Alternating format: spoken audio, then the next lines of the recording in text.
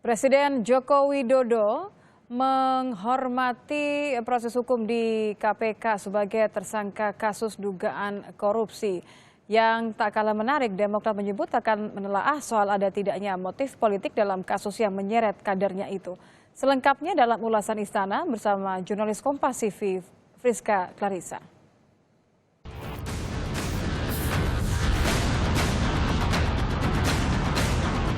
Lukas NMB itu 500 triliun lebih. Nggak jadi apa-apa juga. Rakyatnya tetap miskin. Pejabatnya foya-foya.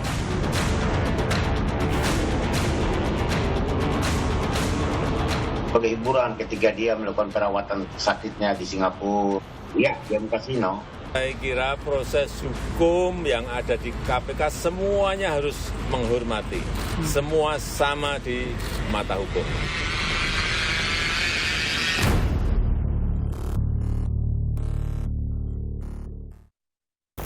Presiden Jokowi memberi atensi atas kasus dugaan korupsi Gubernur Papua Lukas NMB.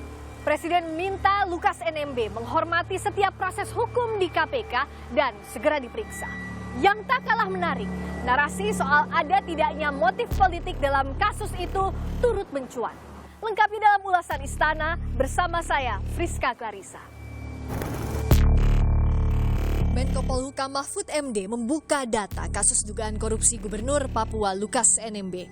Dana otonomi khusus Papua sejak 2001 hingga sekarang senilai 1.000,7 triliun rupiah tidak sampai ke warga Papua. Di masa kepemimpinan Gubernur Papua Lukas NMB, 500 triliun rupiah atau separuhnya tak sampai ke masyarakat digunakan foya-foya. Lukas NMB itu 500 triliun lebih. Nggak jadi apa-apa juga. Rakyatnya tetap miskin. Pejabatnya foya-foya. Sebelumnya, Pusat Pelaporan dan Analisis Transaksi Keuangan (PPATK) menyebut ada dugaan aliran dana 560 miliar rupiah dari Lukas NMB ke perusahaan judi kasino. Masyarakat Anti Korupsi Indonesia MAKI membeberkan aktivitas Gubernur Papua Lukas NMB bermain kasino di sejumlah negara. Tak tanggung-tanggung, tercatat dari data perjalanan yang diperoleh MAKI, NMB melakukan perjalanan bermain judi di luar negeri periode Desember 2021 hingga Agustus 2022. Kemudian bahkan ada yang memberikan trip perjalanan Desember 2021 sampai Agustus 2022 ke Jerman, ke Australia, ke Singapura, ke Kuala Lumpur, ke Genting Highland, Malaysia, dan ke Filipina. Pengacara Lukas NMB mengaku tidak mengetahui detail aktivitas perjalanan kliennya yang diduga berjudi di sejumlah negara. Tetapi kuasa hukum Lukas membenarkan kliennya pernah ke tempat kasino di Singapura sebagai hiburan di sela berobat di negara itu. Itu sebagai hiburan ketika dia melakukan perawatan sakitnya di Singapura, dia mencari hiburan untuk menikmati. Game ke kasino maksudnya Bapak? Ya, game kasino. Oke. Singapura. Itu yang saya tahu. Yang lain kalau bicara soal Malaysia atau Filipina, saya tidak tahu. Lukas NMB belum juga diperiksa KPK. Presiden meminta Gubernur Papua itu menghormati proses hukum yang berlaku karena setiap warga negara sama di mata hukum. Semua sama di mata hukum. Dan saya sudah sampaikan juga agar semuanya menghormati panggilan dari KPK, menghormati proses hukum yang ada di KPK.